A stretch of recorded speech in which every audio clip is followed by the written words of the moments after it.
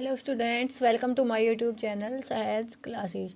आज हम 10th class की जो सेकंड लेसन है ना, एसिड बेसिस एंड साल्ट्स, उसकी नेक्स्ट वीडियो देखेंगे। ठीक है, तो सबसे पहले हमने इसकी कुछ वीडियोस देख चुके हैं इसके।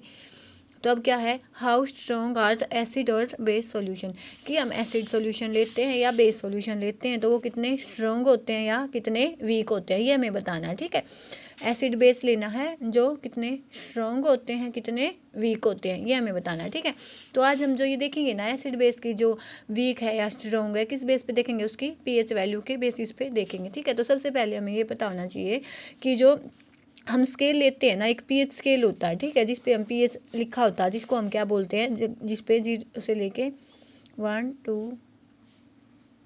3 4 5 6 7, उसके बाद 7 to 14 8 9 10 11 12 13 14। ठीक, तो इसमें क्या होता है कि जब अपना ये क्या होता है, पीएच स्केल होता है। इस स्केल में क्या होता है, जब पीएच की वैल्यू लेस देन 7 होती है तो उसको हम क्या बोलते हैं, एसिड बोलते हैं।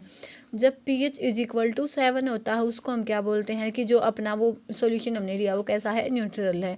जब pH की वैल्यू मोर देन 7 है तो उसको हम क्या बोलते हैं, कि जो गिवन सॉल्यूशन है वो कैसा सॉल्यूशन है, बेसिक सॉल्यूशन है। ठीक है, तो अब हम देखेंगे ना, तो इस साइड से हम जब यहाँ से 0 से लेके 40 तक चलते हैं तो हमें क्या पता चलता है कि जो एसिड से हम बेस की साइड जा रहे हैं, एसिड से बेस की साइड जा रहे हैं, तो हम क्या बोल सकते हैं कि जब हम इस साइड से इस साइड जाएंगे तो जो अपनी एसिडिटी होगी वो डिक्रीज करेगी, और जब इस साइड से इस साइड जाएंगे तो जो अपनी एसिडिटी होगी वो इंक्रीज करेगी। तो यहाँ से हम ये बोल सकते हैं कि भाई हम यहाँ से हम जब 0 1 2 3 4 5 6 यहाँ से यहाँ तक जाएंगे तो बेसिक साइड जा रहे हैं, तो बेसिक साइड जाएंगे तो इसका मतलब हम क्या बोलते हैं कि जो अपनी एसिडिटी होगी वो क्या होगी, कम होती चली जाएगी। उस साइड चलेंगे तो इस साइड आएंगे तो जो अपनी एसिडिटी है वो इंक्रीज हो जाएगी।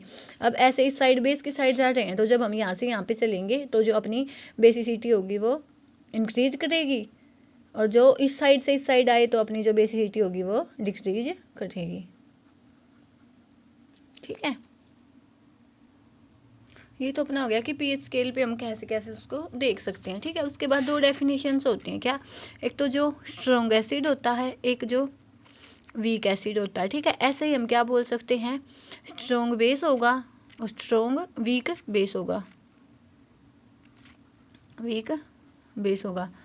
इसकी डेफिनेशन हम देना चाहें तो क्या बोलेंगे कि स्ट्रॉन्ग एसिड हम किसको बोलेंगे, जो विच कंप्लीटली डिसोसिएट इनटू आयंस, की जो कंप्लीटली डिसोसिएट हो जाए आयंस में। कहने का मतलब क्या हुआ, मान लिया हमने 100 HCl के मोलिक्यूल लिए हैं और उसको एक्वस सॉल्यूशन लेते हैं तो वो किस में डिसोसिएट हो जाते हैं, H प्लस में Cl नेगेटिव में। ठीक है, तो मान लिया हमने 100 मोलिक्यूल लिए हैं, 100 के 100 नहीं तो 99 98 मोलिक्यूल हैं जो उसके वो H प्लस Cl नेगेटिव में डिसोसिएट हो जाएं तो उसको हम क्या बोलेंगे, स्ट्रॉन्ग एसिड। तो इसका एग्जाम्पल क्या हो सकता है, HCl H2SO4। ऐसे वीक एसिड में क्या होगा, मान लिया हमने 100 इसमें एग्जांपल लिख रहे, मान लिया 100 HCl मोलिक्यूल है और जो 100 ही हमें H प्लस मिल जाए, प्लस में 100 ही हमें Cl नेगेटिव मिल जाए। वीक एसिड में क्या होगा, जो कम्प्लीटली डिसोसिएट ना हो, जो विच डजंट कम्प्लीटली डिसोसिएट। ठीक है, तो इसको हम क्या बोल सकते हैं, इसका एग्जांपल है एसिटिक एसिड। कम्प्लीटली डिसोसिएट ना होने से क्या मतलब होगा, कि मान लिया हमने 100 मोलिक्यूल लिए एसिटिक एसिड के, ठीक है, उसके बाद इसको आयंस में डिसोसिएट हो रहा, तो मान लिया हमें हो सकता है कि 50 ही मिले, 40 ही मिले ऐसी। ठीक है, तो जो कम्प्लीटली डिसोसिएट ना हो।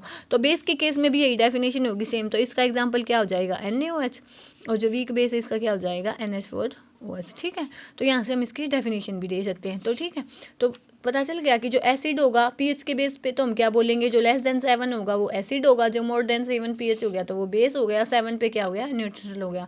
ऐसे ही हम क्या बोल सकते हैं कि जब pH जब लेफ्ट टू राइट जाएंगे तो जो अपनी एसिडिटी होगी वो क्या होगी, डिक्रीज होगी। ऐसे ही जब लेफ्ट टू राइट जाएंगे तो बेसिसिटी होगी वो इंक्रीज होगी। क्यों, जब हम यहाँ से 1 से 2 से जाते हैं, 1 से हम इस साइड जा रहे हैं तो क्या होगा, बेस की साइड जाएंगे तो एसिडिटी अपने आप ही कम हो जाएगी जब एसिडिटी बढ़ेगी। तो यहाँ से हम क्या बोल सकते हैं कि जब लेफ्ट टू राइट जाएंगे तो जो अपनी एसिडिटी होगी वो डिक्रीज करेगी और जो बेसिसिटी होगी वो इंक्रीज करेगी। ठीक है, तो ये बोल सकते हैं हम। ठीक है, आप इसकी डेफिनेशन लिखना चाहें तो लिख सकते हैं।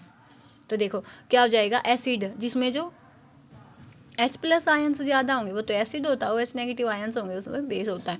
तो यहाँ से हम क्या बोल सकते हैं कि जब हम इस साइड चलेंगे तो एसिडिक करेक्टर इंक्रीज होगा, जब इस साइड चलेंगे तो डिक्रीज होगा। ऐसे ही जब इस साइड जाएंगे तो अपना जो बेसिक करेक्टर है वो इंक्रीज हो जाएगा। ऐसे हम इनकी डेफिनेशन दे सकते हैं कि स्ट्रॉन्ग एसिड कौन से होते हैं, जो कम्प्लीटली डिसोसिएट हो जाए आयंस में।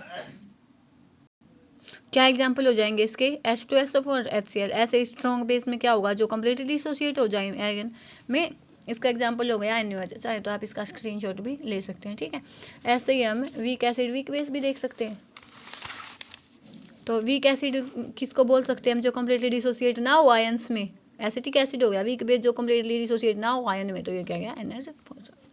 ठीक है, तो आज के लिए इतना काफ़ी है, कल मिलते हैं एक नई वीडियो के साथ। Thanks for watching.